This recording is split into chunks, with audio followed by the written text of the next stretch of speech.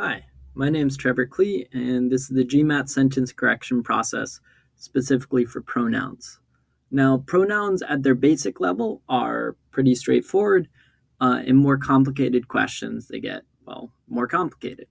So I'm going to go over the basics of pronouns at first, and then I'm going to go over the more complicated stuff. So, as always with sentence correction, we're always going back to what the meaning of the sentence is. So, which is pretty important because I think a lot of people tend to get a little confused here.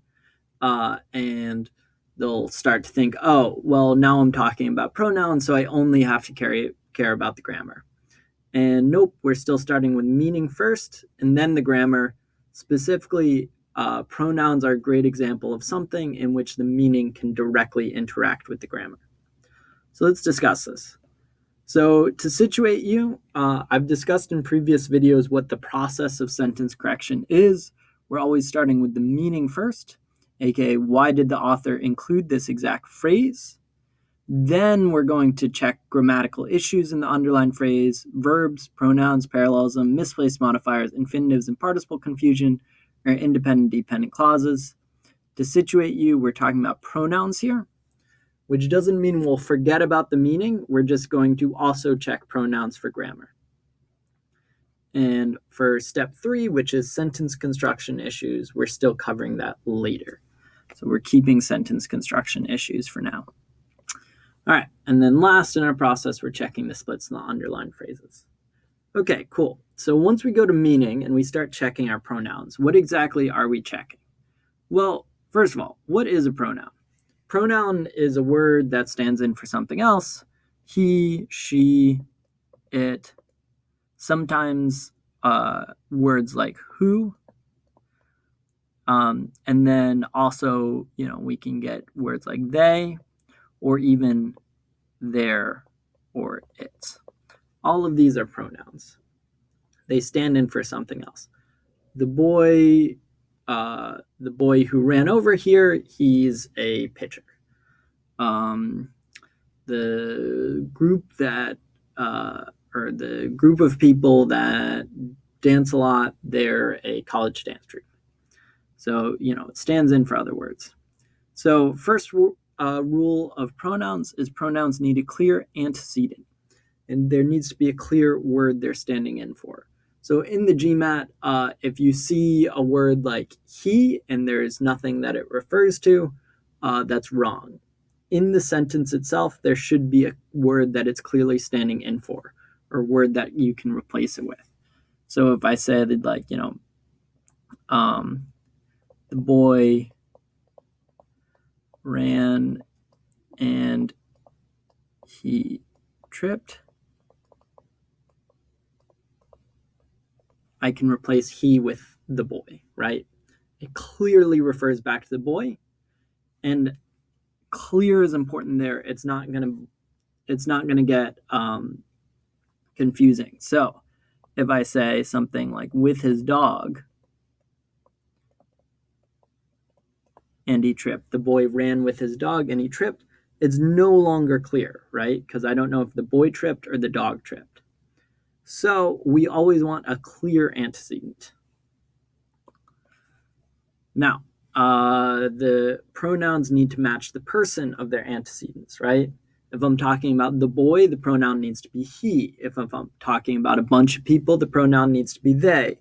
If I'm talking about an object, the pronoun needs to be it, right? It's always going to refer back to the person of their antecedents. This can get tricky sometimes. Like if I say something like the president's men said he ... Well, I have an issue here. Presidents is in possessive form. He is in subject form. So it actually no longer works. So when I match the person, it's not just about gender and number, it's also the form. So he is going to refer back to a subject. So it should be, the president's men said that the president. So it always has to refer back in both number, form, gender, etc. Other issues in the GMAT, it can never refer to a person and they can never be singular. These are both things that we tend to do pretty commonly in English. We use it to refer to either a person or to nothing at all. So, in English, we might say like, the funny thing about it is, so it we often refer to nothing at all. You can't do that on the GMAT. You also can't use it to refer to a person. We often use they to refer to someone whose gender we don't really know. So we might say like, whoever did this, they better have a good excuse. We say that in English. We cannot say that on the GMAT. They can only refer to a group of people, to many people, right? They is never going to refer to a singular person. And if we're trying to refer to a singular person on the GMAT, we need to use he or she. All right, cool. And then last thing is we need to avoid an overuse of pronouns. Now, this is more of a sentence construction thing because it is a little bit less of a hard and fast rule than the other ones. But I think it's still important here, mostly because the more pronouns you use, the more confusing it is for the reader. So if you think, back to our meaning where we're trying to clearly convey the meaning of the sentence, right? If we're using a whole bunch of pronouns, it's going to be a lot of work for our reader to go back and figure out which pronoun applies to which word. So if we can avoid the use of a pronoun, we should. Okay, cool. So that's my basics on pronouns. They need a clear antecedent. They need to match the person of their antecedent. It can never refer to a person. They can never be singular. And last, we need to avoid an overuse of pronouns. So that's sort of the basics on pronouns. You're probably pretty good on this. Maybe this is some stuff you didn't know. Let's see how difficult it can get in the GMAT. So this is a difficult GMAT sentence correction question that relies heavily on pronouns. So we're going to approach this with our process. So we're going to do meaning first, then grammar, then sentence construction. So in my meaning here, let's read this. Starfish with anywhere from 5 to 8 arms have a strong regenerative ability, and if one arm is lost, it quickly replaces it, sometimes by the animal overcompensating and growing an extra 1 or 2. Okay, so I've got some big grammar issues already. So meaning-wise, what am I trying to say? If one arm is lost, the starfish quickly replaces that arm.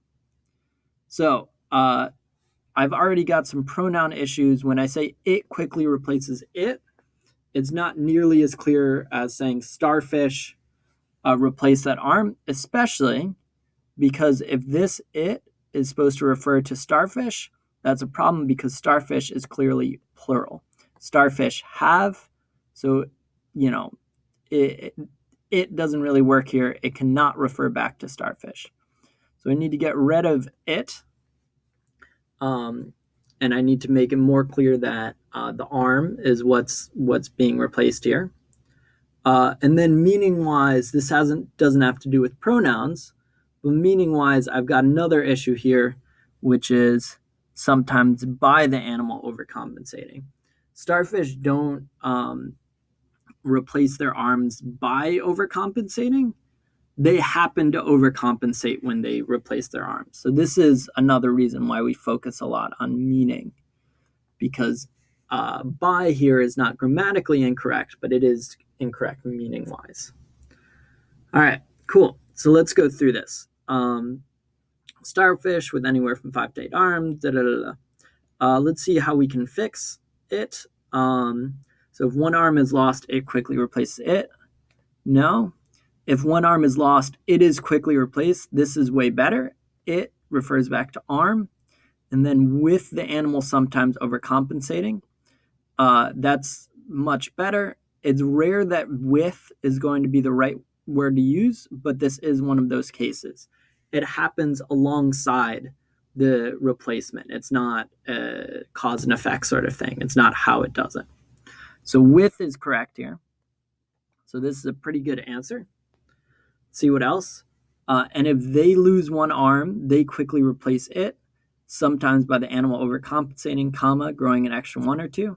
So here we've got some big issues. One, look at how many pronouns I have. It's an issue, right? They lose one arm, they quickly replace it. That's a lot of pronouns. So we want to avoid our this many pronouns. B makes it clear that it's possible to avoid that many pronouns. So I'm already disliking this.